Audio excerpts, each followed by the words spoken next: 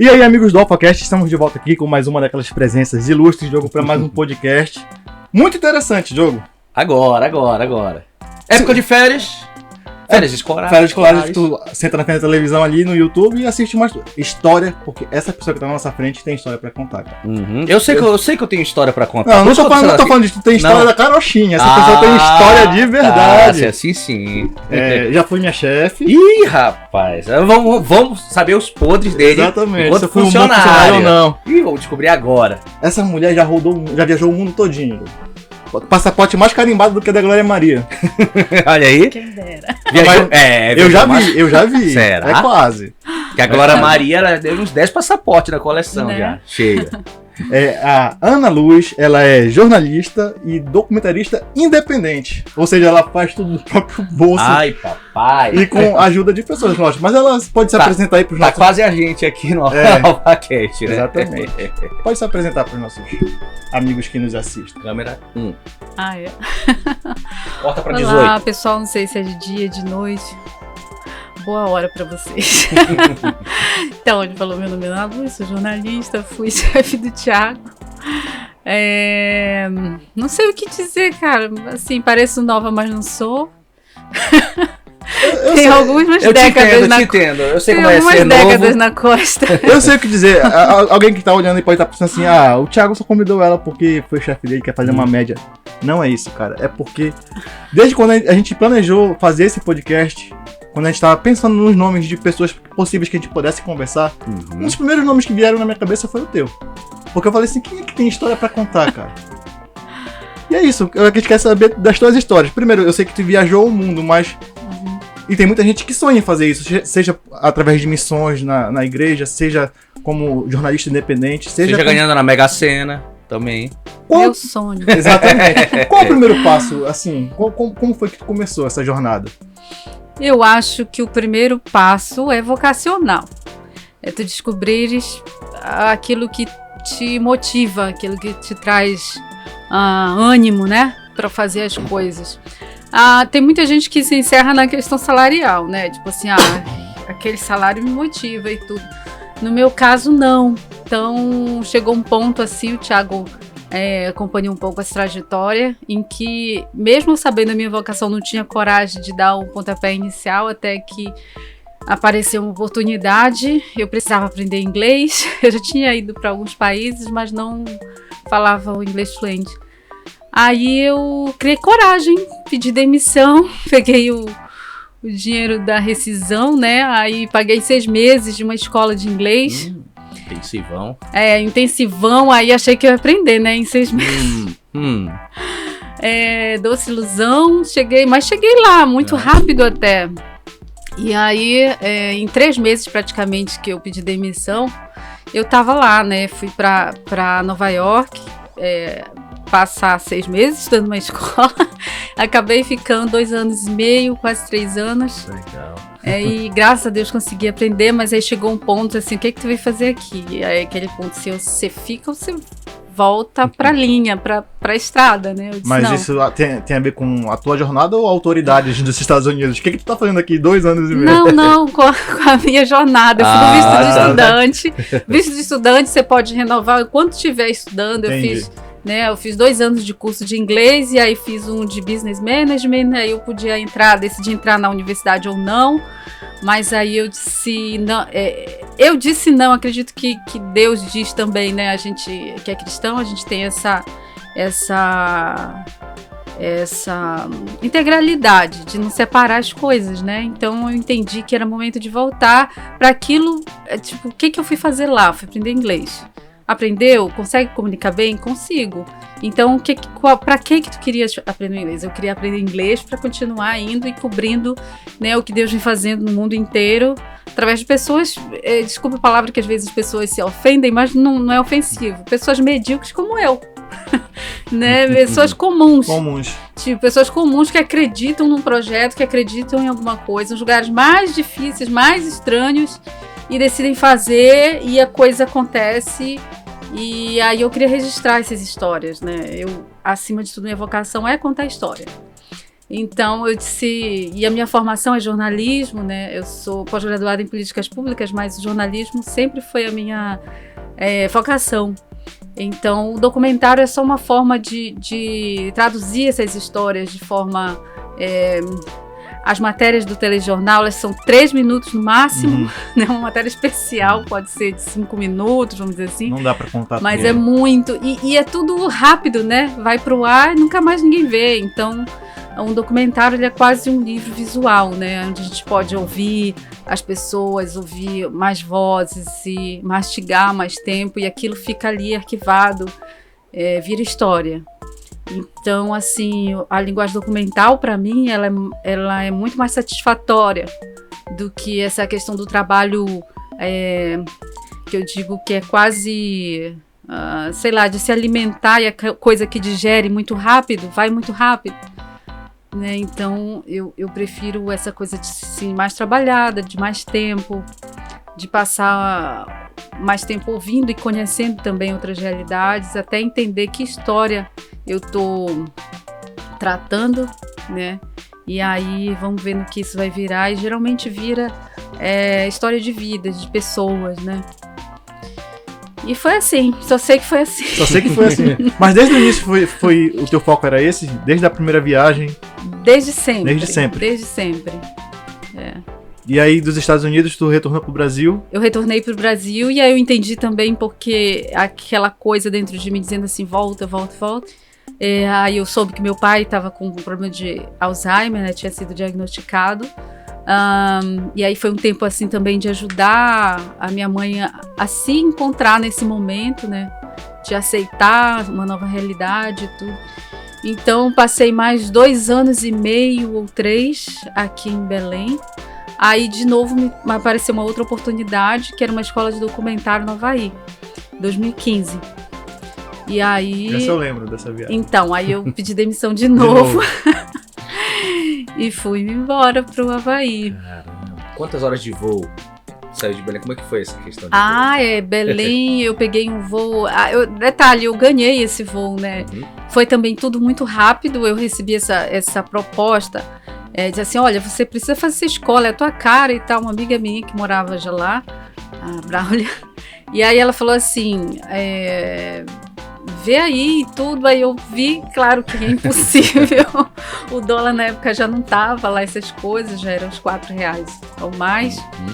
E aí eu disse, não é possível, não vai dar e tal. E aí comentei com uma amiga minha que trabalhava na época numa organização chamada GIZ, que é muito grande na Alemanha.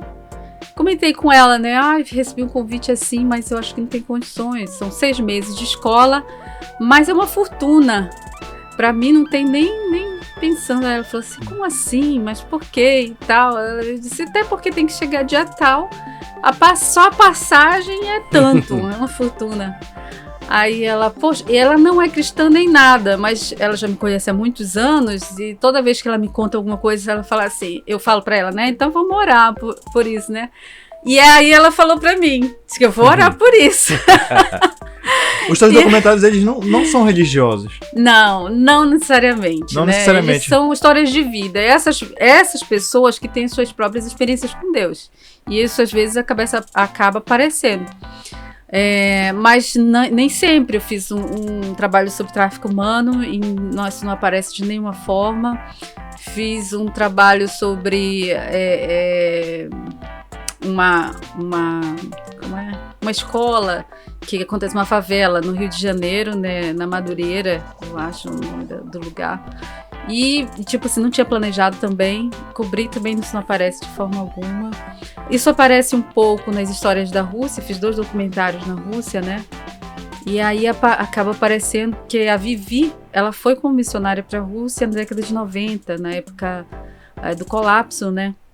Da União Soviética. Exato. Então, isso aparece na história dela, de como ela foi para lá. Então, ela que tem uma organização que trabalha com crianças de rua. Desde a década de 90. Então é uma história assim fantástica. Aí eu peguei a história de 3 meninas que ela acabou adotando, né, e contei essa história. E depois de alguns anos voltei para lá fazer um outro documentário com essa mesma organização, que é Children's Hope Ministry, e eles trabalham com ciganos em Moscou, comunidades ciganas. Então, assim, por ela ter esse vínculo, né, aparece. Mas a minha proposta sempre foi mostrar a realidade. Como Deus está em tudo, né? Ele acaba se revelando a beleza na superação, na vida mesmo das pessoas, mesmo que elas não o conheçam. Foi nesse documentário russo aí, das meninas, das 3 meninas, que eu descobri o que tu fazia. Até então, só sabia que ela viajou, foi embora, pediu demissão, de novo. Não entendia muito bem que história era essa, né? E esse documentário dos órfãos, né, na Rússia, eu fiz antes da viagem para o Havaí, né? Eu fiz antes da viagem para o Havaí. Eu tirei umas férias e fui, na verdade, para a Inglaterra. Eu tinha feito um trabalho de produção local com a equipe da National Geographic e o birô deles era em Londres, né? E aí a diretora me convidou para visitar. Então eu fui para Londres para visitar esse birô, pedi férias e tudo, dei jeito, pedi a passagem mil vezes, não pedi demissão dessa vez. E aí cheguei lá, deu tudo errado assim, né? Ela foi em urgência cobrir um acontecimento na Ásia, ela estava em outro continente. Esse pessoal, eles viajam como pra gente pegar ônibus pra ir no comércio. Não, a minha dúvida principal eu quero saber porque eu sou curioso. Mas, né? Só um instante. Vai. Lá nesse deu errado da Inglaterra foi que a Vivi entrou em contato comigo. Você tá onde? Eu tô na Inglaterra, então vem pra cá. Ou seja, deu certo. Bem mais perto. Exatamente. Eu era louca pra chegar à Rússia. Mas nunca imaginei que em 2014 eu iria dessa forma, sem planejamento, sem nada. Tanto que eu estava sem nenhum equipamento. Comprei uma câmera pela internet, assim, basicona. E o documentário, ele é todo meio... tem imagem de celular, tem câmera... É misturado. Ele é todo misturado, que é outra coisa que também me cativa muito do documentário, que a história é o que vale. A imagem, aquela imagem publicitária, ela não é nada se a história não for boa. Exatamente. Com certeza. Então, eu não me importo muito com a questão estética. Me importo, mas assim, eu não deixo de fazer por uma certa ausência de equipamento que me garanta uma estética boa. Hoje tu viaja tu leva que equipamento assim básico? Lá, o pessoal tá assistindo a gente, quer começar a fazer isso nas viagens também, servir de documentário. Tem que levar o quê, basicamente? Que cabe na mala, que o pessoal da alfândega não vai barrar? Pois é, isso é bem complicado. Eu hoje trabalho com 2 DSLRs, mas assim, uma delas é pequenininha, que é essa Samsung que me acompanha desde 2014, mas ela tem um resultado assim extraordinário. E uma outra que já tá velha também, mas me ajuda muito, que é uma 60D Canon, né? E aí o resto eu me viro com uma GoPro. Porque no documentário, em geral, mesmo que você tenha dinheiro, quanto mais descrição, melhor. Ainda mais nos lugares que eu costumo ir. Então, você tem dinheiro para contratar uma equipe grande, não contrate uma equipe contrate pessoas boas, mas pequena. Uma equipe de 3 pessoas é mais do que suficiente, né? Então, assim, eu gostaria de ter mais uma pessoa comigo, mas eu viajo sozinha por não ter essa opção de contratar outra pessoa, né? Mas, quando chega nos locais, eu vou atrás de um produto local. Eu vou atrás de um local. O local, ele é fundamental na realização do trabalho. Ninguém realiza nada se não tiver um contato. Um contato que a gente chama uma pessoa-chave.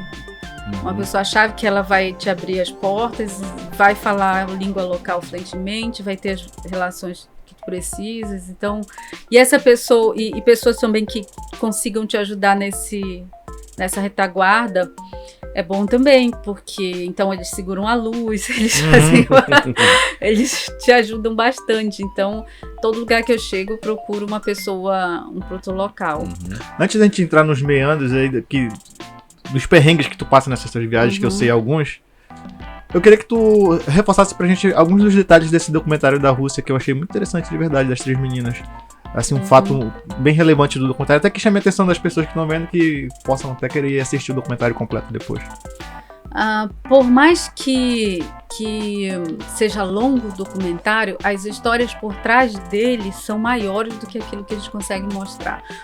Dos maiores trabalhos do documentário é justamente selecionar os pontos chaves da história, porque é muita coisa mesmo. Então, a história é sobre... O nome é Crianças da Nova Rússia. Por que a Nova Rússia? Porque a partir do colapso e ascensão do Putin, lá em 2001, né? 2001, ele cria um partido chamado Rússia Unida, né? E começa a chamar a Rússia de Nova Rússia. Então, na mentalidade dessa nova construção da Rússia, o que ele quer é construir uma imagem de que a União Soviética ficou para trás. Tipo, como se tudo pudesse acabar na queda de um muro. Isso, na verdade, não acontece, né? Aquilo foi só um símbolo. A gente está vendo isso hoje. A queda do muro não mudou muita coisa. Não muda praticamente nada. É quase um século, né, de construção. São 3 gerações, né? A gente costuma dizer que a Rússia nunca foi uma república, para você ter uma ideia. Né? Ela nunca experimentou uma democracia. Ela saiu do czarismo, foi para o stalinismo e entrou... teve aquela transição da década de 90, né? Mas logo entrou na era Putin, que foi nada mais do que construir uma imagem que ele chama de Nova Rússia, né? Desvinculada da falência que foi o Partido Comunista na União Soviética e trazer aquilo que eles criam ser a identidade russa que está na ortodoxia. Então ele, desculpa a palavra, mas ele compra a Igreja Ortodoxa, ele reconstrói tudo aquilo que foi demolido durante o período soviético, dá de graça, né, para os patriarcas. E desde aí uma ruptura entre a Igreja Ortodoxa Ucrânia e Rússia, e isso é extremamente importante para entender o conflito hoje. A Igreja Ortodoxa Russa, ela era a cabeça de toda a unificação da língua russa, né, e da mentalidade, cultura, política russa em todo o leste europeu, não só na Rússia, em todo o leste europeu. Então, a partir de que há essa quebra, porque a ortodoxia da Ucrânia não aceita essa cooptação do Estado, ela rompe com a ortodoxia russa, aí se trava uma guerra. Né? Então a guerra começa aí, na ruptura da igreja.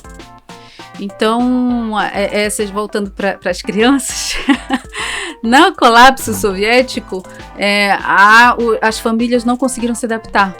Então, os pais, eles mergulham na questão das drogas, do alcoolismo e tudo. E nas ditaduras, o que mais tem é orfanato e presídio.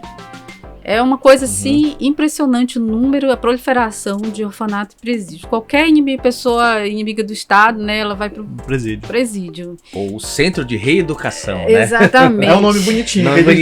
Sempre é um nome bonito. Então, então a Rússia não foi diferente, né, e assim, o muro caiu, mas as pessoas continuaram presas. E aí, existia uma população que era toda empregada dentro de um regime estatal, totalitário e tudo. Como é que essas pessoas agora vão encontrar empregos dentro de uma iniciativa privada? Elas nunca tiveram salários. Elas sobreviviam à base da troca, né? E dos subsídios. Então, como é que ela vai se adaptar a essa nova realidade? Ela não se adapta. Ela ingressa na máfia, a famosa máfia russa e tudo. Ela cresce, ela explode. Os antigos agentes se tornam parte da máfia, cabeças, né, de grandes companhias de petróleo, televisão e tudo, que basicamente também são os políticos atuais na Rússia. Eles dividiram o que sobrou da União Soviética entre eles. Repartiram, assim. Exatamente. Chacais chegaram, o pecado pegou seu. E aí as famílias não conseguiram se adaptar. Não. E aí os pais foram presos, outros foram se renderam à questão das drogas e as crianças foram abandonadas. E aí, em 2003, a Rússia firma um contrato com a Unicef, um contrato simbólico, na verdade, que não envolvia financiamento nem nada, mas assim, nós nos comprometemos em acabar com a questão das crianças nas ruas, né, das cidades russas em 10 anos, vamos dizer assim. Acho que é tipo mais de 300 mil crianças nas ruas, né? E isso não na Rússia inteira, que a Rússia é muito grande, mas em Moscou. Puxa. Pra você ter uma ideia. Caramba. Então, era muita criança na rua. E isso chamou a atenção. Né? Na década de 90 inteira, houve uma mobilização muito grande para ajudar a Rússia no colapso. Então, por exemplo, Pat Adams, ele tinha caravanas, né, de famílias americanas indo a orfanatos, visitando orfanatos na Rússia para adotar crianças russas, porque os orfanatos estavam abarrotados. Então, isso se deu por toda a década de 90 e metade dos anos 2000. E aí, Putin conseguiu colocar as crianças todas em instituições, né? E aí, quando foi em 2010, aconteceu um dos primeiros problemas graves diplomáticos entre os Estados Unidos e a Rússia, no governo, acho que já foi o governo Obama, e aí ele proibiu a adoção de famílias americanas. Adotarem as crianças. Exato, ele usa a questão da orfandade das crianças de forma política. É um negocinho impressionante. Eu acho que foi em 2014, não foi a questão da Crimeia ali? 2014? Não foi. Foi bem antes. 2014, essa questão dos órfãos já estava completamente sanada. Não sanada, ela estava totalmente não, ela foi desestruturada em termos de adoção. Por exemplo, ele começou proibindo lá em 2010 as famílias americanas. E aí se cria factoides, né, de maltratos de famílias americanas, devolução de crianças e tal. Mas num período de 10 anos, por exemplo, foram mais de 60 mil crianças adotadas por famílias americanas, né? E aí chega depois da proibição das famílias americanas, ele entra para o Reino Unido, proíbe famílias do Reino Unido. Depois ele proíbe famílias da França. Então, se prestar atenção aí, é uma tríplice, né? É aquela tríplice que sempre se une, exatamente, para resistir dentro de uma controvérsia política aí, né? E aí ele usa essa questão da orfandade. Então, no documentário eu não posso mostrar esse background político todo, porque quando eu fui lá, a coisa estava feia. Era 2014, na invasão da Crimeia. Entendi. A coisa estava feia, então a Vivi, ela já foi presa 7 vezes. A amiga dela foi presa 7 vezes. Tem um ditado que diz assim... Com direito a foto e tudo, não? Provavelmente. Foi na década de 90, né? Então, assim, porque ela tirava as crianças da rua e levava para casa, era proibida. Não tinha pra onde levar. E as crianças não queriam ir pra instituição, né? Imagina. E aí ela era denunciada, ela era denunciada, aí a polícia aí prendia, aí lá a organização internacional soltava. Aí de novo a Vivi lá com as crianças, depois prendia. Mas tem um ditado, a gente fala isso, parece assustador, mas tem um ditado que diz assim: se você nunca foi preso na Rússia, você nunca foi à Rússia. Eu nunca fui, nem quero ir. Então, assim, nessa guerra da Ucrânia, agora chegava a ser preso 3 mil pessoas em Moscou por dia. Nos protestos. Meu Deus, isso é inimaginável. Até criança era presa nos protestos. Coisa de louco. Então, coisa comum. Falaste da questão da Rússia, né? Coreia do Norte. Tem vontade de ir? Tenho muita vontade. Não tem medo de ficar por lá, não? Ser presa, ficar por lá, não? Eu não penso nisso, não. Porque a Rússia já é difícil. Agora, a Coreia do Norte, o negócio pega, né? Sim, bastante. Eu acho que é bem mais difícil. Eu acho que é o lugar mais difícil do mundo. Mais fechado, né? Hoje, depois dos países em guerra, que eu acho que não é. Eu acho que os países em guerra é uma outra realidade que eu não sei se eu tenho mais medo de um país como o Iêmen hoje do que ir ao norte. Coreia do Norte. A Coreia do Norte. Eu não sabia o que era guerra até começar a trabalhar com refugiados, que é outro tema que eu trabalho atualmente. Então, eu não sabia o que era guerra. Eu era doida para ir à guerra da Síria, não sei o quê. Hoje, eu já tenho mais medo de um país em guerra do que ir à Coreia do Norte. Então, Mas sim, tenho muita vontade de ir. Se Você é Deus quiser, corajosa. um dia eu vou. Ainda tem muita história do jogo. Não, eu quero saber mais. Mas a gente vai dar uma pausa, Claudinho, que tu não imagina o que ia acontecer com a gente. Um milagre. A gente tem patrocinador. Aí. E a gente precisa dar uma pausa pra falar do nosso patrocinador, porque é o que paga as contas por enquanto. Com Graças, certeza. graças a Deus. E vai pagar nossas viagens. Exatamente, nossos futuramente. futuros documentários, quem sabe aí, jogo. E estamos falando da Ortho Comfort, jogo. Exatamente. A Ortho Comfort, ela é uma empresa que tem uma parceria com uma indústria que faz camas e colchões. De todas as qualidades que tu possa imaginar, das melhores qualidades e preços e valores. Eles estão, inclusive, diversificando Sim. a cartela de produtos deles, que agora já vi que Catálogo, né? eles vendem fogão, eles vendem poltronas também e tudo mais. Tá aqui a Ortho Comfort, olha, fazendo parte dos seus sonhos. Inclusive, a gente faz propaganda, mas fomos lá. Isso, a gente foi lá, conferiu o estoque dos caras, é enorme. imenso. Eles têm um diferencial aqui em Belém, que se tu chegar lá pra comprar uma cama com eles, eles vendem também pela internet ou lá na loja deles, que é um galpão. Eles entregam no mesmo dia. A última vez que o Diogo comprou uma cama demorou quantos dias? 17 dias. Nas Casas Bahia, sei lá onde. Eu não posso falar que foi na Magalu. Tá até 17 fechado esse troço. 17 dias pra chegar. Eles entregam, tu comprou agora, daqui a 3 horas, 2 horas, tá chegando na tua casa a cama. Olha só. Uhum. E a gente vai dar aqui uma cartela com os preços dos produtos deles que estão em ofertas esse mês, hein? Aproveita que é só esse mês esses valores. Vai entrar as ofertas aí na tela. Dessas ofertas, a gente tem uma coisa interessante que é a poltrona reclinável, né? Essa Luxubel, eu já tive a oportunidade num outro trabalho que eu tava aula no cursinho de deitar e sentar numa delas. Meu Deus do céu, aquilo é ótimo depois do almoço, tá cansado, pra dar aquele cochilo rápido, olha, aquela cesta básica. Só que o preço que me chamou a atenção, meu Deus do céu. O fogão, né? Fogão importantíssimo aí, tá? É um Pra quem quer fogão. cozinhar, né? É muito importante. E esse aqui é aquele bonitão preto ali, muito legal. Tampa de vidro. Exatamente. E vem com depurador também, né? Ele estava de 2.250, 249, 250. E ele sai por quanto à vista? 1.800. Meu Deus do céu. Baratíssimo também aqui, né? E fogão bom. Tá? Sim. Eu digo porque eu comprei um desse aqui, realmente, ó, dura que só. Coisa linda. Colchão, o cara é solteiro, né? Colchão Tá lá, solteirão. Colchão solteirão Veneza. E mais a base, baú pra guardar ali, né? Tá, mora num quarto pequeno, aí não dá pra botar um guarda-roupa, a cama já é guarda-roupa. É, exatamente. Abre ali a base baú e põe o negócio lá. Por 2.648, né? Aqui o valor dele. E a cama. E essa cama aqui, toda vez que eles põem esse anúncio, ela esgota em um dia. Exatamente. Vai esgotar agora. Exato. Vai esgotar Chega o agora. estoque, eles vendem tudo e acaba. A Super King Aqua, né?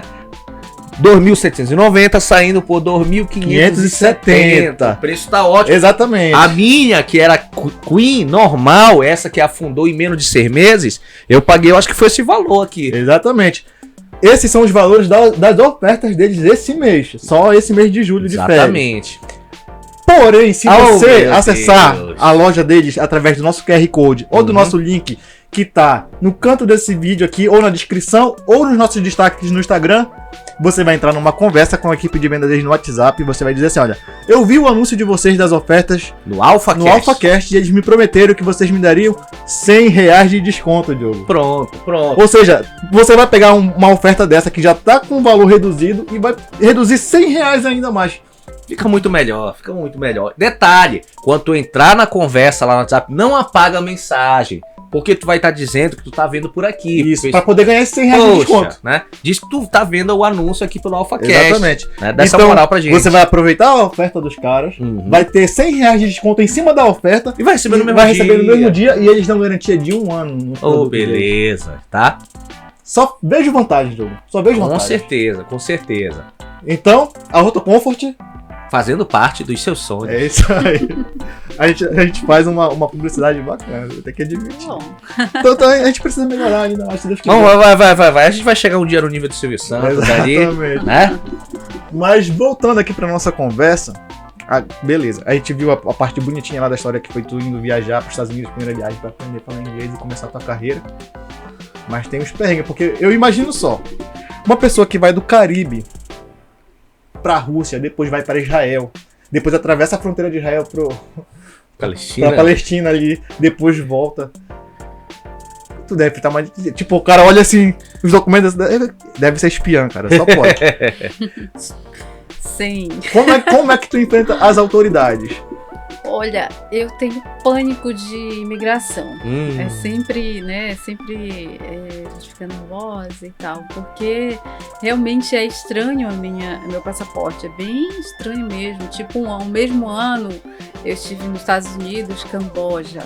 Deixa eu ver, Tailândia, Meu Indonésia. Deus.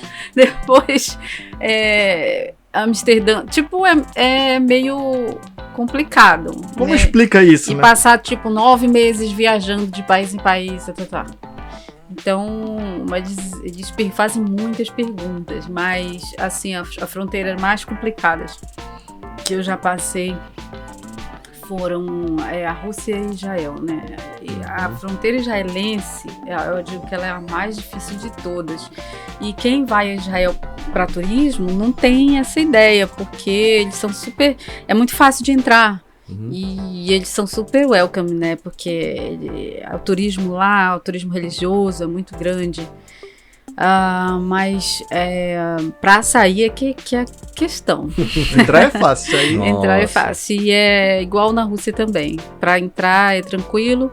Para sair, se você não tiver andado na linha lá, e aí tem que saber as regras locais para saber o que é andar na linha. Se você cometer algum erro assim de turista mesmo e tal, você vai ter que responder na saída. E eles estão de olho, né? Estão de olho. Pensa que não, mas eles sabem de tudo que tu tudo fez. que você fez, com quem você falou, onde você foi, quais cidades você transitou, as datas, tudo. No mundo inteiro é assim, né? Existe hoje um controle no Brasil é assim? Exceto absoluto. Brasil. Acho que o Brasil, o cara chega, faz o que quiser e vai embora, tá tudo certo. Eu não sei, depende de quem seja, porque hoje está tudo muito interligado. A Polícia Federal hoje já tem uma rede de relação muito grande com a Interpol, com essas coisas assim, né? Mas é claro que o Brasil não é um país que sofre ameaça de fronteira. Sim. O Brasil não é um país que nunca, com exceção da Guerra do Paraguai, que já faz mais de século, ele nunca entrou em uma guerra na idade, assim, hoje, modernos. né, nos tempos mais pós-modernos. Pós-moderno. Ele nunca entrou numa guerra, então é um país que não tem uma tensão na área de segurança. Né? Então, graças a Deus. Então, eu acho que não tem essa necessidade ainda. Mas, de qualquer forma, tem condições de fazer isso. O Brasil ele tem tecnologia e tem uma rede de segurança internacional. É na Rússia que tu entra e te dão um voucherzinho e que tu não pode perder. Se tu perder o papelzinho... Tanto na Rússia quanto em Israel. Já pensou? Toma aqui esse papelzinho. Aí tu tá tomando banho, vai pelo ralo. Meu Deus, e aí? Tá ferrado. Não sai, fica lá. Tu tens que Cai notificar pelo na ralo. mesma hora a perda e aí deve ter uma burocracia monstra para que Deve tu... pagar. Deve ser tipo aquele negócio do carro. Tu perdeu lá, Isso, né? isso. Do estacionamento. Como é que eu vou sair do shopping? Do shopping, Eu perdi o carro, agora, como é que- perdeu. Não, Tô tu vai ter que preso. pagar o carro. Gente. Provavelmente tem aí tudo na Rússia é uma questão burocrática longa, viu? Então tem que encarar uma burocracia monstra. Em Israel, é mais difícil ainda, porque... Mais difícil não na burocracia, Israel é um país muito menos burocrático que a Rússia, mas a questão é que Israel não carimba o passaporte. A Rússia, ela ainda carimba. Ela carimba o passaporte e te dá o voucher. E Israel não, ela não carimba na entrada, ela Só na só te saída. dá, nem na saída. Então como é que tu prova que tu foi em Israel? Não prova. Prova, eu podia ter trazido, eles dão outro bilhetinho assim, Aí tu prega, tu anexa na... tu anexa na tua Estante. estante. Não, mas não tem nada ali no... No passaporte não tem Nada. absolutamente Então nada. tu nunca foi, né? Legalmente ali pelo passaporte. Exatamente. que coisa, Pelo né? passaporte nunca Deve ter um motivo, né? Talvez eles, tipo, se algum outro país que tem boas relações com Israel pede informações sobre minha passagem lá, eles deem essas informações. entendi. Mas, Poxa. fora isso, ninguém vai saber que eu fui a Israel. Entendi. Né? Então, eles têm esse cuidado, vamos dizer assim, na entrada e saída, no fluxo, né? Mas eles acompanham tudo, absolutamente tudo. Países da África. já visitou, chegou aí? Já, vários deles. E às vezes a gente fala assim, a África é como se fosse um país só, uma coisa homogênea, é um né? continente gigantesco. É um continente inteiro e são completamente países diferentes e a cultura é diferente entre o norte e o sul. É completamente diferente, né? Por exemplo, fui ao Marrocos, que fica no norte. A partir do Senegal, que é o oeste africano, que a gente fala que é a porta do mundo árabe, o Senegal para cima é completamente diferente de uma África central para baixo, né? Então, é claro que o Islã ele tem uma característica homogeneizadora. E aí, quanto mais ele cresce, mais homogeneiza. Mas isso é um pouco mais difícil na África, porque dentro do mesmo país tem várias etnias e cada etnia tem uma língua, então acaba se preservando uma identidade cultural muito forte, mas ainda assim é muito diferente de um país para o outro. Tem algumas semelhanças, né, entre alguns países, tipo, dependendo da colonização. Por exemplo, os países colonizados por Portugal, eles guardam uma certa semelhança. Angola, Moçambique, Cabo Verde, né? São nações fantásticas e eu digo assim, são muito brasileiras. Quer dizer, o Brasil é muito africano nesse sentido, que é muito parecido a nossa cultura com essas culturas. Então, mas assim, aí tem a África francesa, tem a África holandesa, inglesa, né? Então, a colonização, o período colonizador, ele trouxe uma homogeneização que não só o Islã tem essa característica de homogeneização, mas o cristianismo também. Sim. Né? Então, mas eu acho que o cristianismo ainda aceita um pouquinho mais de sincretismo, né? No caso. Talvez o cristianismo contemporâneo, sim, mas o cristianismo colonizador, não.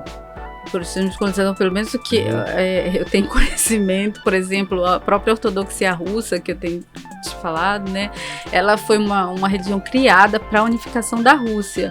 Não tinha a ortodoxia, não existia a ortodoxia, ela foi importada da Alemanha. A religião, ela é um fator de hegemonizar uma nação, de repente, assim, faz parte, é como se fosse um dos símbolos da nação também, uma religião. Ajuda nesse processo, pro mal ou pro bem. Eu acho que para os dois ao mesmo tempo tem pontos positivos e tem pontos negativos sempre, né? Mas os processos nesse período colonial foram bem complicados. Então, na Rússia, por exemplo, que foi uma unificação forçada, né? Quem não se convertesse à Igreja Ortodoxa era condenado à morte. Então, houve assim genocídios, massacres das tribos bárbaras, né? Então, quando a gente fala bárbaros, não é pejorativo. Sim, bárbaros. São bárbaros porque os vikings eram bárbaros. Aquele pessoal do sul da Ásia, todo, do Gengis Khan. Os mongóis, exatamente, eram bárbaros. Eram povos guerreiros que foram conquistados. Né? Foram conquistados e a religião foi imposta à força na guerra. Mas acaba sendo um processo, entre aspas, ou não, natural, né? E será que um não iria impor os seus costumes ao outro se fosse ao contrário? Pois eu acho que é uma questão humana. Exatamente. A questão do poder, né? Ele é humano, ele é completamente humano. Então, ele vai se utilizar ele vai instrumentalizar. A religião, ela acaba sendo instrumentalizada. Isso. Ela não existe ou foi criada para isso, mas ela acaba sendo instrumentalizada, né, pelo poder, para um projeto de poder. Isso a gente vê acontecendo até hoje. Na verdade, a minha dúvida paira no seguinte, que eu ia perguntar lá no início, que eu acho que é a dúvida do pessoal aí, como é que faz pra viajar? De onde que vem as finanças? Quem é que banca isso? Já perguntaram isso pra ela na Pois pode. Na imigração. Quem é que tá pagando? De onde vem o dinheiro? Da máfia russa que estão te pagando? Então, eu geralmente quando aparece a proposta, Como é que aparece a proposta? Rapaz, eu não sei. Assim, a gente vai se conhecendo, vai falando. Aí, você é jornalista e tudo. Eu tenho um projeto X, eu gostaria de registrar esse projeto. Ou então até algum tema que que vem à tona e eu começo a me interessar por esse tema, começo a estudar. E aí talvez eu fique mais atenta.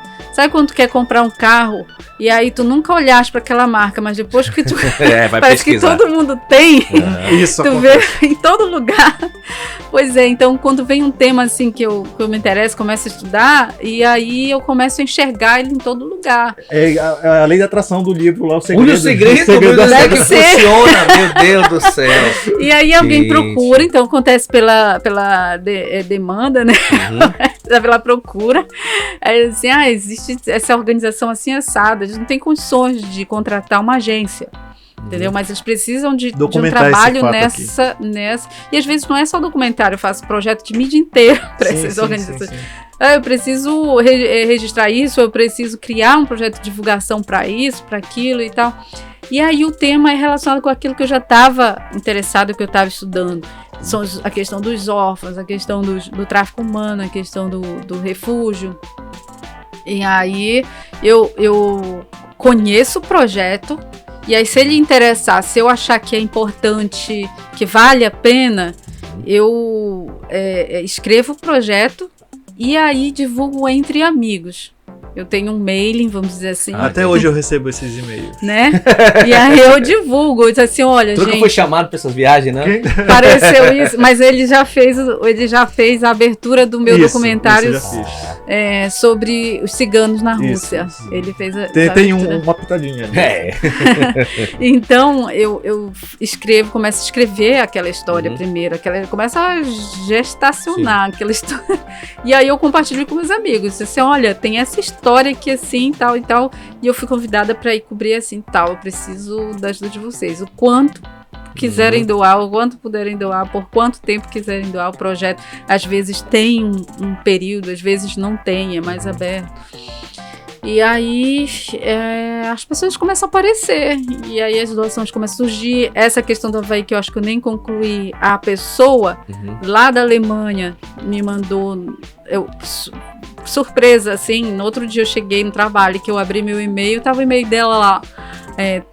Teu presente de aniversário, escolhe. Para eu escolher a companhia aérea e o horário, o dia das passagens, ida e volta, Brasil, Havaí. Nossa. Eu não acreditei, eu disse, tudo não é possível. Eu disse, tem certeza? Ela disse, não, é o presente de aniversário. Eu, caramba! E aí eu entendi, é pra eu ir mesmo, entendeu? Então, mesmo sem grana, sem fechar as contas, eu disse, não é possível, não vou perder essa não. Tem como. Não tem como. E eu já tinha as passagens que era mais difícil. mais difícil e Deus vai abrindo as portas mesmo. É um negócio sensacional. E o inglês tem te safado aí em todos os lugares que tá viajando tem, aí. Tem.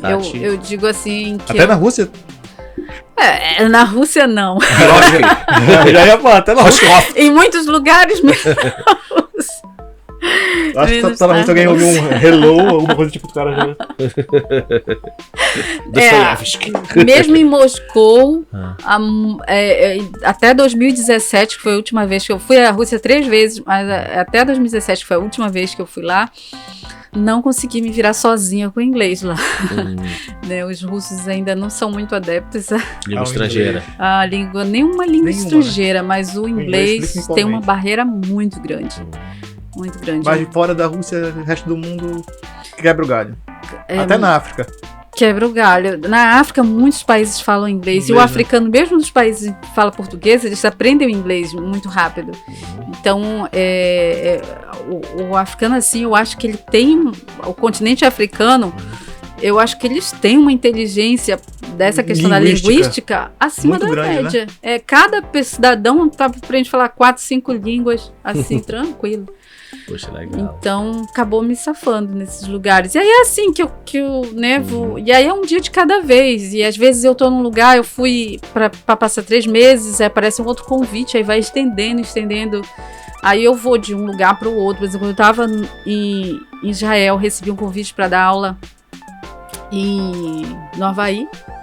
né, nessa universidade que eu tinha estudado em 2015, eu recebi um convite para dar aula em 2018. Só que eu estava em Israel. O que eu estava fazendo em Israel? Eu fui cobrir um trabalho com refugiados, sim, na Jordânia. E aí passei por Israel. E aí lá, e trabalhei também em parceria com a Igreja Batista de Nazaré. Israel não é nada aquilo que aparenta pra gente aqui. Já é muito diversificada. É uma corte de retalho, assim, impressionante. Então, é um Estado judeu, não é um Estado laico, né, como é que a maioria pensa.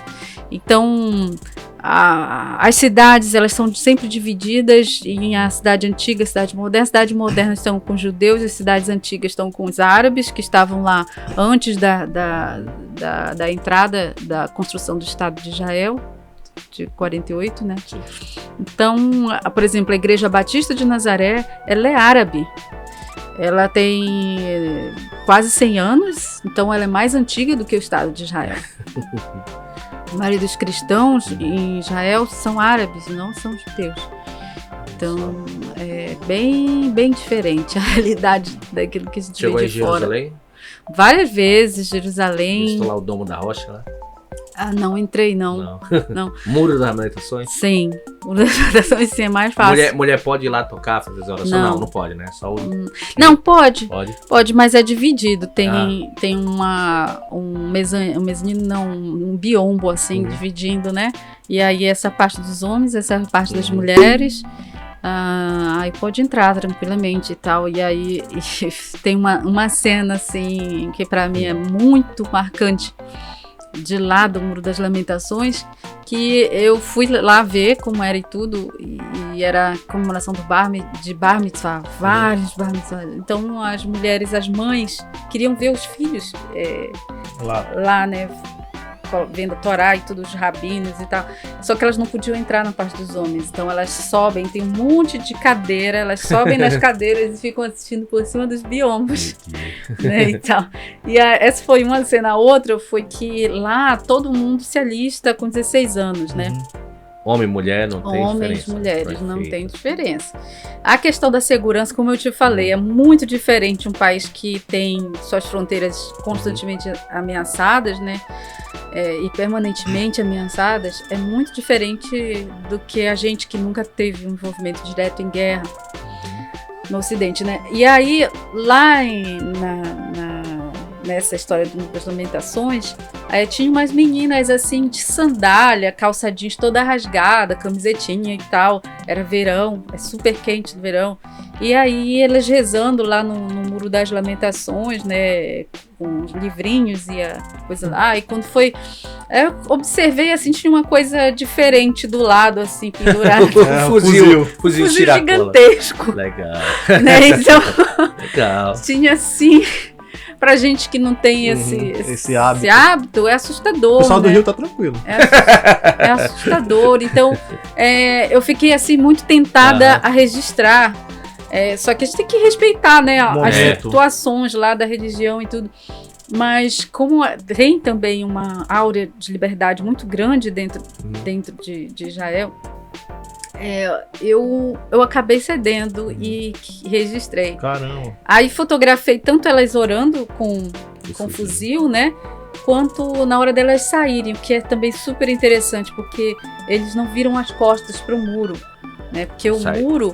ele é, na verdade, uma parede, um resquício do Templo de Salomão. Então, para ali é simbolismo do reino de Israel, né? A casa de Davi, o reino de Israel. Então, eles não...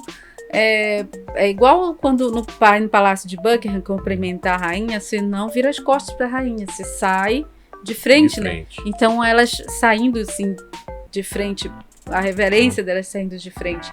E aí eu fiquei à frente delas e elas foram saindo, e eles vão saindo até sair da parte inteira do muro, né? Não é só rapidinho, eles vão de ré por um longo período. E aí eu fotografei elas de frente, né? E aí é engraçado porque elas fazem assim mesmo pra mim. Sim. Qual é? Qual Tipo foi? assim, como assim? Mas assim, rindo, descontraído e tal, que eu fico mais aliviada. Vendo mal, Com velho. muito Ei, fuzil atrás. O que é isso?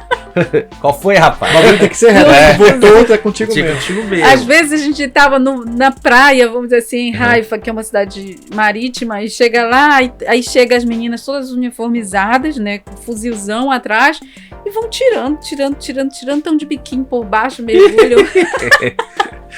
Não muda É muito. super diferente. Saindo da questão do Oriente Médio, vamos lá pra Ásia. Falaste que tu foi pro Camboja, Tailândia, Laos, foi por ali também? Laos não, Não. Indonésia, Bali, Indonésia. né? Tá, Tailândia. Aham. Almoçaste por lá, provavelmente. Sim. Pois é. A gente sabe que Sim, uma comi comida... inseto. Aê, chegou no momento. Comeu inseto? Você, Paula, Comi um você grilo. que tá assistindo aí comendo alguma coisa, preste atenção no depoimento. Comi churrasquinho de grilo. Olha aí, Mas foi uma experiência turística, na verdade. Já ia falar isso. É, Veio o cara que falou que isso é pra turista. é pra É turista pra aí. turista, completamente. Não é uma coisa assim que... Né? Quer dizer, eu não sei também, porque eu não morei lá, não convivi Aham. com um nativo assim por muito tempo. Então, não duvido que Já possa sei. fazer lá, assim, numa ilha da Tailândia, faz parte da dieta. Assim como aqui na Amazônia, né, a formiga faz parte da dieta. Faz bem pra vista, claro. É. Né? Quando criança. Então, a formiga, agora os o pessoal, os chefes, grandes chefes, fazem a farofa. A farofa lá de grilo. da saúva, né? De grilo também. Isso aqui, que coisa. Então, e eu comi uma iguaria, né, que era um espetinho de grilo Tem barata, né? Tem Aranha, tudo. escorpião. No que? Não ficou tentado e deu nas mordida feiras, nos night markets lá. Isso. Mas é interessante, né? Que tem gente aí, essas blogueirinhas que ganham milhões de reais aí Uhum. viajando o mundo, elas acham que conhecem o mundo, né? Não conhecem, elas foram em centros urbanos, capitais, e viram a maquiagem do mundo. Não tá aí, viram um tá aí mundo que é de uma verdade. coisa assim que sempre me desafiou muito. Não sei, essa questão de ir e residir, vamos dizer assim, passar tempo e ficar com o local. Nunca fiquei em nenhum hotel na minha vida. Não. Sempre fico na casa de algum local, né? E aí eu como que eles comem, Vive a vida vivo a vida realmente deles. do Eu tenho que local ali. adaptar a rotina deles, né? E isso é bem interessante porque as diferenças não são só no Oriente ou na África, mas aqui dentro do Ocidente mesmo. Por exemplo, na Espanha, no verão, no sul da Espanha, né, na parte da Andaluzia, o verão ele vai até meia-noite. Então a vida começa lá a partir das 4 da tarde. E aí, de manhã não tem nada, é um deserto. De manhã é igual madrugada, assim. Caramba. Não tem nada. Que É estranho. muito. Porque é muito quente. Aqui Belém é quente, mas acreditem, Sevilha no verão é insuportável, porque é seco. Então a gente anda na rua com aqueles borrifadores, assim, sabe? Então, tem umas diferenças culturais, geográficas, assim, muito determinantes, assim, que te colocam numa situação de que não é de conforto. Que você tem que ter muita atenção para não baixar a guarda, né? Porque essa questão do choque cultural, das diferenças, elas são chaves em qualquer projeto. Tem que estar atento para não falar besteira, tem que estar atento para não... Exatamente. Mas Fechar aqui, as portas, Brasil, que sei pode que falar vai ser. besteira. Qual desses aí que tu visitou, que tu conheceu? Aquele gringo, aquela gringa. Ele fede, aquele povo ali não toma banho. Hoje é o momento do corte. Corte rápido, Tramontina. Olha... Paris. Nunca fui a Paris. nunca foi a Paris. Só fui em cidades pequenas da França, mas a Francês Paris fede? nunca fui. Que é a mesma coisa que acontece na Alemanha. Eu nunca fui a Berlim. Fui um monte de cidades da Alemanha. Rodeou ali. Mas nunca fui a Berlim. Então, aonde eu tive essa infelicidade Lá vai. No momento que ela vai de ser estar cancelada. perto de uma pessoa muito fedida, Foi aqui no Alfaquete. Belém do Pará, Brasil. Belém veio pra cá. foi na Alemanha, né? Numa cidade super chique da Alemanha que se chama Bonn, que é onde é a sede da DW Uhum. e é a sede de vários governos, porque ela já foi capital da Alemanha, a antiga capital da Alemanha Oriental. E aí gente, eu fui numa exposição lá e, gente, foi difícil. Que era Sério? verão também, né? E aí, cada um que chegava perto era pior que... Caramba. Mano, tem desodorante, Pior o que perfume. Não. Não sei o que acontece com esse povo. Não, Falta de tradição. banho, tradição de tomar banho, três banhos por dia. Agora eu entendi por quê, acho né? que são Você acha invernos alemão. longos. Você acha alemão, olha aí. São ó. invernos longos, Inverno né? longo, daí a gente não tá habituado a viver no calor. Rapaz. E tem também um outro detalhe que às vezes a gente não considera, que eu fui descobrir também lá. Eles têm uma tradição de guerra muito grande. Então, eles poupam tudo, água, principalmente. Isso no Reino Unido é mais forte do que na Alemanha, por incrível que Nossa. pareça. A água, ninguém como aqui a gente entra no banheiro e esquece. Lá não, no Reino Unido eles chegam ao cúmulo de encher uma banheira e a família inteira toma banho com a mesma água. Que legal. Porque não pode desperdiçar água. Imagina uma família boa. Então eles têm essa Gigante. cultura de como a maior parte do ano é Aham. frio, aí eles não tomam banho todo dia de forma alguma. Aí quando chega no verão, eles mantêm a mesma prática de não tomar banho. complicado. Não dá não, cara. Não dá não. E quais são as tuas próximas viagens aí que tá no horizonte?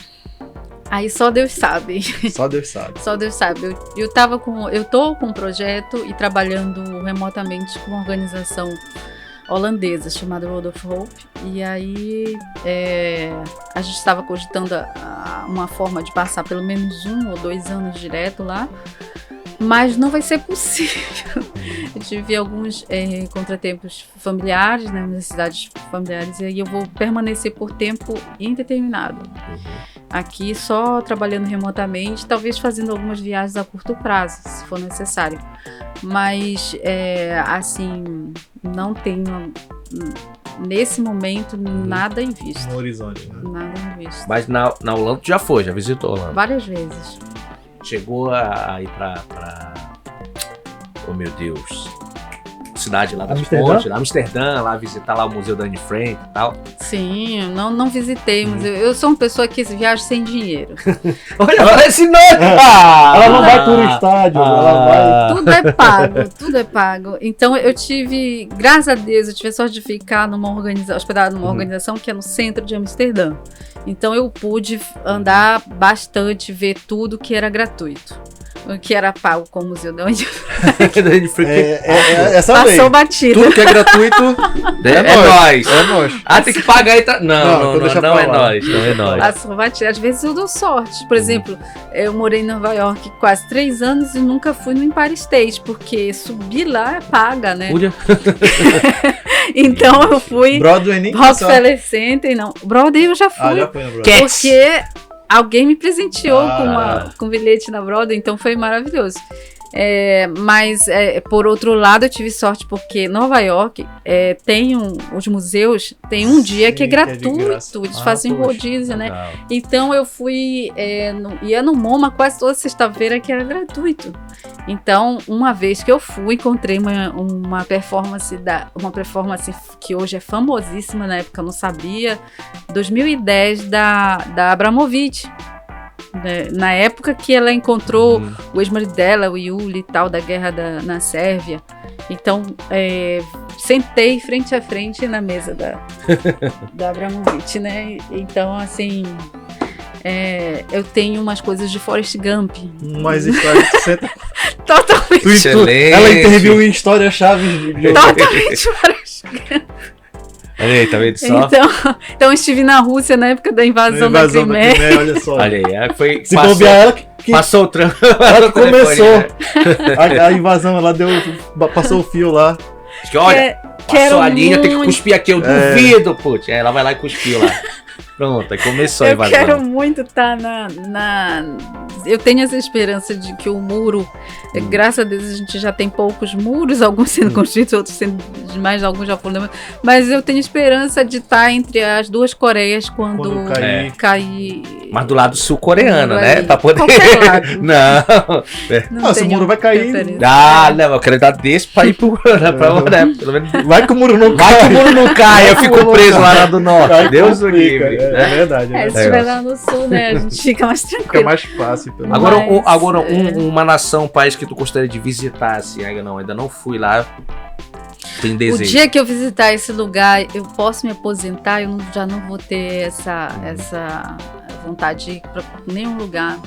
É Cabul, no Afeganistão. E isso antes da invasão americana ao Afeganistão em 2001. Foi bem interessante isso.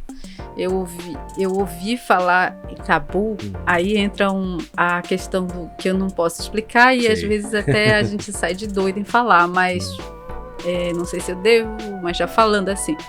Eu tive um sonho, e aí nesse sonho eu visitava Cabul, sendo que eu não sabia onde era e foi a primeira vez que eu ouvi sobre essa cidade, foi um sonho. E aí fiquei com muito tempo com isso na cabeça, né? Cabul, mas eu achava que era um sonho qualquer. Quando foi em 2001, na coisa das Torres Gêmeas, né? No atentado das Torres Gêmeas, e aí na mesma hora os Estados Unidos responde entrando em Cabul. Aí veio, Cabul, o que é Cabul, né? Aí, Daí então não sabia nem o que era. Nem sabia onde era, nem nada. Então Daniel isso Berg, ficou muito na minha cabeça. Não é. Olha aí, ó, Daniel Não. Berg e Gunavingre, ó. Não tem nada Nada a ver. Onde ficar Belém? Pará. Aqui, Pará. Belém of Pará. quando Jesus me chamou, que eu estava em Chicago. Exatamente. Eu estava em Belém. E aí eu vi É. Cabul. Então aí, mas falando sério, uma cidade Seria- que eu tenho. Seria o Afeganistão ali, acabou, né? Eu creio que. Tem já uma vou lá. farpa aí em ti, no caso, Tem, te chamando pra tipo, Cabul, tem né? que ir nesse lugar. E parece que cada dia tá mais difícil. 2001, a gente tá em 2022. Então já faz mais de 20 anos. Foi de lá que as tropas americanas saíram, né? Foi. Depois- Agora tá mais difícil agora tá- aí. agora tá mais difícil. de 20 anos. E, Né? cara, pois cada dia fica mais difícil. Quando eu penso assim, que eu digo assim, pode ser possível agora, ou pode ser, vai ficando mais difícil, e, né? A tendência é... Infelizmente é uma nação assim que sofre também uma série de invasões. Teve a Revolução em 79 com a invasão soviética. Aí depois 89 com a ascensão do Talibã. Aí depois agora Nos anos 2000 já com os Estados Unidos. os também, Estados né? 2001. Não tem um dia de Estados paz. Unidos. Né? Não tem. Infelizmente, Não tem, é uma dizem, nação- né? Aí eu já não sei, fica na especulação. Dizem que são países que meio que amaldiçoados ali, né? O cara só fica em conflito, em guerra, não conseguem sair disso. Eu não infelizmente. vejo por isso. Né? Eu hoje tenho uma visão bem diferente sobre o que é bênção, sucesso e tudo isso, né? Então, da mesma forma, maldição. A Madre Teresa, que numa coletiva, né, perguntaram, tem essa questão do sensacionalismo, né? Onde foi a nação mais pobre? Muitas pessoas falavam assim, você viu muita pobreza na África e tudo? Eu disse, não. O lugar onde eu vi uma pobreza mais triste, gritante, tudo bem que eu não fui a alguns países em guerra, né? Como a Somália, o Congo, não fui ao Sudão, mas ao lugar onde eu vi mais pobreza mesmo, assim, física, foi no interior da Bahia, entendeu? Então, tem essa questão dos mitos, né, e as coisas assim, e a Madre Teresa numa coletiva perguntaram qual lugar, ou onde foi que você viu maior pobreza na sua vida e tudo. E ela falou o nome de um condomínio de luxo fechado em Londres. Porque o conceito de pobreza dela era outro. Entendi. Ela disse, Pobreza espiritual. esse foi o lugar mais miserável que eu já fui. E ela disse, eu chorei com a pobreza que eu vi lá. Então, não é assim, realmente dá para entender quando a gente entra, por exemplo, quando eu fui em Moçambique, que a gente vê... A gente é recebido da forma que a gente é em Moçambique. É um negocinho extraordinário. A riqueza do povo, da cultura, da língua, de tudo. A gente nem entende como aquele povo passou 20 anos em guerra civil, sabe? Não é possível. Não é possível, sabe? Não dá pra... A miséria econômica, vamos dizer assim, ela entra em segundo plano. E ela tem outras... motivações, outras explicações, que aí cabe cada um descobrir. Olha, Muito papo. Muito Não papo, muito vai falar, não vai. é tipo, a gente olha, acabou de falar que tem tempo pra tudo. A gente precisa terminar. Já deu a nossa 1 hora sagrada ali. Puxa. E quem edita sou eu. Poxa, agora que tem muita história ainda. Mas a gente pode contar com a presença dela em uma próxima oportunidade. Pode. Uma parte 2 dessas histórias. Eu não vou achar ruim se ela convidar a gente viajar e documentar também. De repente, a gente Eu pode. não vou achar ruim vocês irem, A gente não. pode Quem ir. sabe a gente faz um projeto. Exatamente. Até aqui em Belém mesmo, já que tá todo mundo por aqui, quem sabe. Quem sabe Fazer umas coisas aí tem umas coisas assim. bem interessantes. Bem interessantes. Aqui na nossa frente acontecendo. Só esperando pra ser documentado. É verdade. Bom, Muito obrigado por comparecer. Por nos Eu que conceder essa agradeço. entrevista. excelente. Muito obrigado. E aí, foi legal pra ti? Superou tuas Foi mais expectativas? tranquilo do que eu Mas é, imaginava. tranquilidade, é um bate-papo. Eu tava com medo. Ela me conhece por umas polêmicas. Ela achava que ia partir por esse lado. Ano Não, eleitoral. Ano eleitoral. Não, aqui é família, aqui é Não. família. Não é nosso objetivo. Deixa que é. Deixa quieto. Deixa É. quieto. Eu aprendi muito nos últimos anos. É, e Isso é tá importante. andando sobre as duas pernas agora. A deixar quieto, entendeu? Isso é importante. Muito Sim. obrigado por comparecer. E aqui nosso objetivo também do AlphaCast é os convidados contarem a sua história. A gente quer aprender com os convidados, com essas experiências. E cada convidado a gente vai crescendo E aprendendo mais, demais. né? E pra você que quer seguir a Claudinha aí, a Ana Luz nas suas redes sociais, o link do Instagram dela, do canal do YouTube também, onde os documentários estão postados, vão estar na descrição desse vídeo. Então você vai lá, você vai poder conferir o documentário dela, seguir as redes sociais dela e estar sempre por dentro das próximas viagens e das aventuras que ela passa pelo mundo, que tu viu que É muita coisa. é muita coisa. Obrigado por acompanhar a gente. Sim, mas a gente não pode encerrar sem falar, olha, curta o vídeo, Comente, compartilhe compartilhe, se e se inscreva, inscreva no canal. YouTube, meu Exatamente. Deus do A céu. gente tá na luta pra monetizar nosso canal do YouTube. Mas se inscreve no YouTube. A gente precisa pagar o leitinho das Não crianças. é fácil não, não é fácil não. Mas Eu nem sei como é que faz, depois vocês me eu falam te como falo é que como é. faz. A gente tá nessa nessa batalha, né? luta Não aí. é fácil não, mas a gente tá tentando trazer conteúdo de qualidade, pessoas com histórias relevantes pra tanta besteira passando na televisão e em outros canais do Poxa. YouTube por aí. Mas ó, só uma coisinha, antes que o pessoal se frustre, eu sou igual aquele exemplo do anti-herói, tá? Eu sou de comunicação, mas a minha comunicação não é muito boa nas mídias sociais. É o Eu famoso posto uma casa vez de, na vida, outra na casa morte, de eu não ferreiro. divulgo nada. casa de ferreiro, espeto de pau. É isso aí, é Eu normal. tô de bem comigo mesmo. Bora fazer uma pergunta logo aí de jornalismo pra ela aí. Corte Tramontina, pra deixar ela na saia justa. Não, aí, já logo. não teve Não, polêmica. não, polêmica, Não tem que teve ter polêmica, tá aqui, foi tudo paz e amor. Vamos terminar na paz. Não, eu pode fazer, qualquer coisa tu corta. Então faz a tua pergunta polêmica. Qualquer coisa eu corto. Ano de eleição, né? Marina não vai concorrer à presidência. Poxa. E aí? Porque a disputa ficava ali, né? Marina e Cirão. E agora? Rapaz, meu voto é nulo. Não, mas Nulo? tá, é pior ainda. Uma volta no Lula. cara. Lula. Eita caramba. Sabe o Lula, como é? A sopa de Lula com Sopa de chuchu? Lula com chuchu. Pra mim não desce. Eita. Negócio pegando, hein? Então meu voto é nulo. É. E talvez desde o primeiro turno. É. É. Mas brincadeiras à O parte. pessoal fala assim, não, tem que tirar no primeiro turno. Eu não quero tirar ninguém, eu quero votar em quem eu quis. Como não tem ninguém, eu vou votar nulo. Faz até mais sentido, né? Sim, Pra mim não tem muita diferença. Não. sim. Mais algo a acrescentar, meu caro? Não. Só terminar, porque eu que vou editar isso aqui. Exatamente. Encerramos por aqui, então. Nos vemos no nosso próximo programa, nesse mesmo canal, nesse mesmo horário. E valeu, tchau. Tchau.